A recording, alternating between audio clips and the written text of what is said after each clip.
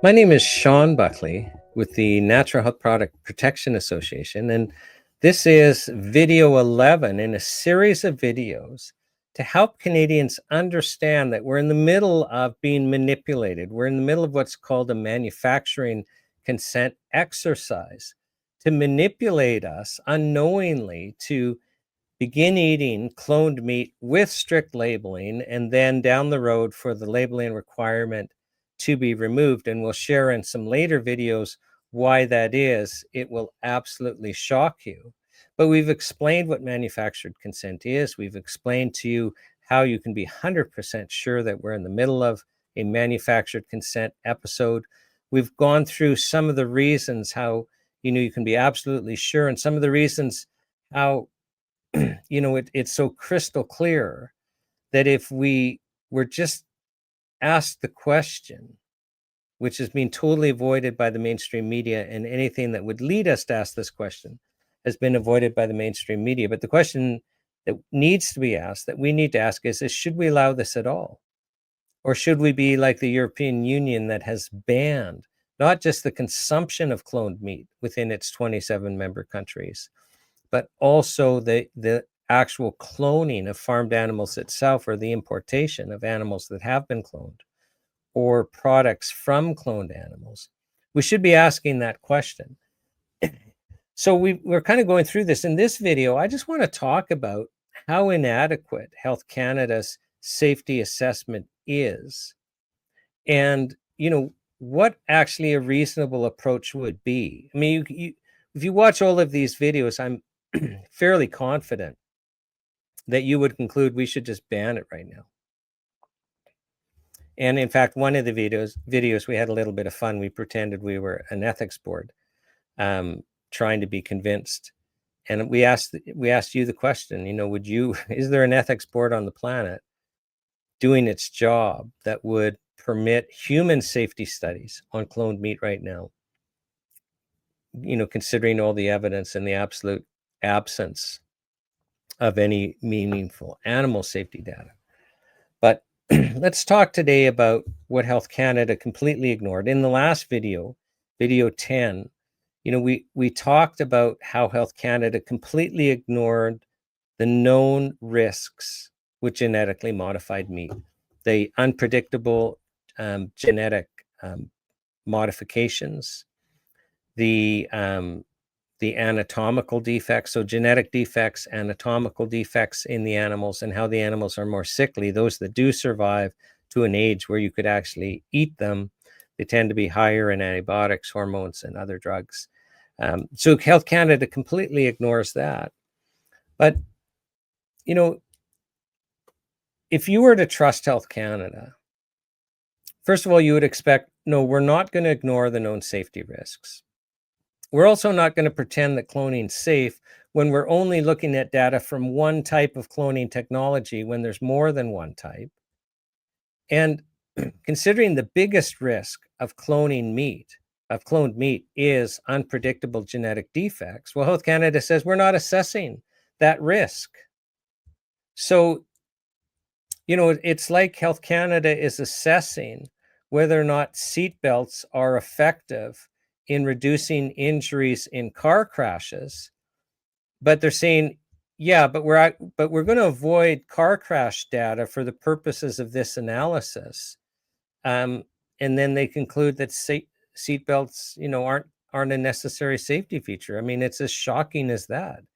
What are you talking about? You're not assessing the risk of genetic damage in eating cloned meat, let alone anatomical damage, let alone, the increase in hormones and antibiotics and other drugs that will be present in cloned meat. But Health Canada and their safety assessment, and you should lose all faith in Health Canada. This is shocking. You would think that in a document where they're trying to convince you to justify basically eating cloned meat, well, you might want to mention that the European Union has banned cloned meat for safety reasons. That might be worth mentioning. You mention in your document, Health Canada, well, the United States Food and Drug Administration has concluded because the meats are equivalent. I mean, they measured maybe 5 vitamins and minerals on a very small sample size between, cloned animals and naturally bred animals. Oh, well, this is perfectly similar. Let's ignore the known defects. Let's ignore that other countries have banned this.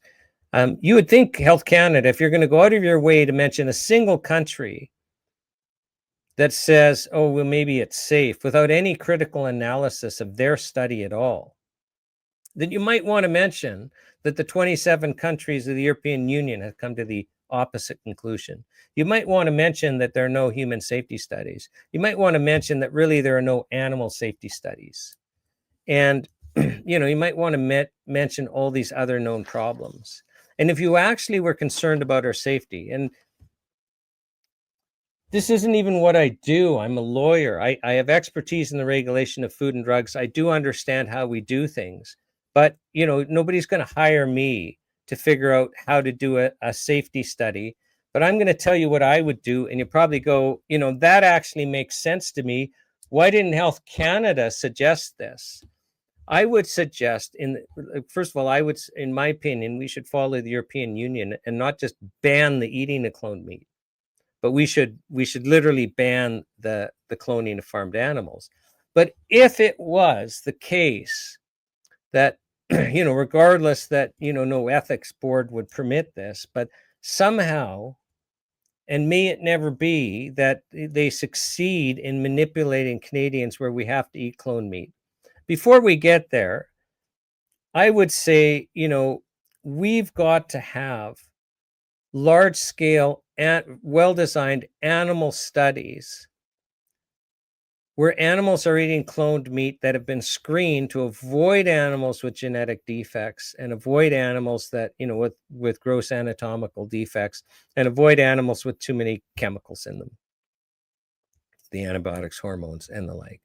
And then if those animal safety studies, those large scale, long, well-designed animal safety studies could justify human safety trials, then human safety trials where, again, for ethical reasons, you'd have to be screening the cloned meat eaten for genetic defects, for gross anatomical defects, and for excess, hormones, antibiotics, and chemicals, and excluding them. If you got to the point where you had human studies that could justify this, bearing in mind that there's no benefits.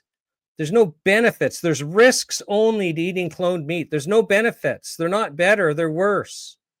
So, why are we even having this discussion? But even if you got there, for sure you would have to, before any humans that haven't consented to be in a study, so we're just eating at a restaurant or eating at a grocery store, surely to goodness, those animals are going to be screened for genetic defects and gross anatomical defects. And surely to goodness, as a minimum requirement, they're going to be screened for their hormone levels, their antibiotic levels, and the levels of other drugs, and excluded if they're higher than naturally bred animals.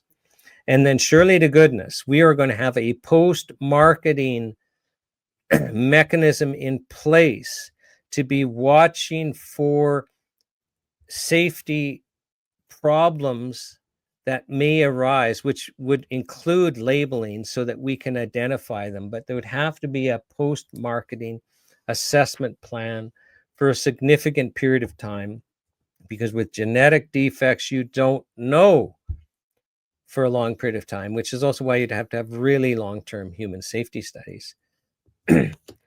There's none of that. There's no discussion like that at all. It's just completely absent. I invite absolutely everyone to read Health Canada's document and see what I'm talking about. These are the people that have been entrusted with protecting our health. Now, I think we need to be protected from them, and the only way to do it is to protect yourself. You need to get involved. Watch the other videos. We're going to be coming up to the videos on, well, what is this really about? Why is this important? We're going to tie in some other changes to the Food and Drug Act that occurred in the 2024 budget that I think were necessary for the purpose of this manufactured consent episode that we're in the middle of. So watch the previous videos, watch this video. They're all available at nhppa.org. You got to pay attention on this one. You can't be asleep. You've got to get involved. You got to know. Keep watching.